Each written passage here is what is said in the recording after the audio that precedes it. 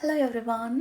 ఇవాళ సింపుల్గా దాల్ కిచిడి ఎలా చేయాలో చూసుకుందాం. మరి ప్రెషర్ కుక్కర్లో నేను ముందుగా గంట సేపు నానబెట్టుకున్న ఒక కప్ రైస్ మరియు పెసరపప్పు వేసి 3 కప్పుల వరకు వాటర్ వేసి కాస్త పసుపు, కాస్త ఉప్పు మరియు ఆయిల్ వేసి 5 విజిల్స్ వచ్చేంత వరకు ఉడికించి పక్కన పెట్టుకున్నాను. మరి అందులోనే 200 ml వరకు ఇప్పుడు వాటర్ వేసి ఇలా మ్యాష్ చేసి పక్కన పెట్టుకోండి. కాస్త ఆయిల్, కాస్త ఘీ వేసి పోపు దినుసులన్నీ వేసి ముందుగా మనం చాప్ చేసి పెట్టుకున్న జింజర్ అండ్ గార్లిక్ కాస్త వేసి అలానే కాస్త పచ్చిమిర్చి వేసి దూరగా వేయించండి.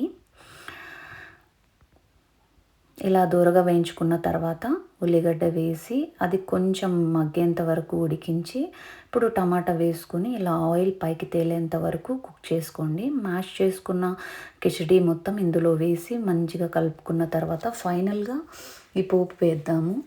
కాస్త ఆయిల్, ఎండుమిర్చి, కరివేపాకు, ఇందాక ఉంచుకున్న కాస్త ఇది జింజర్ అండ్ గార్లిక్ వేసి సర్వ్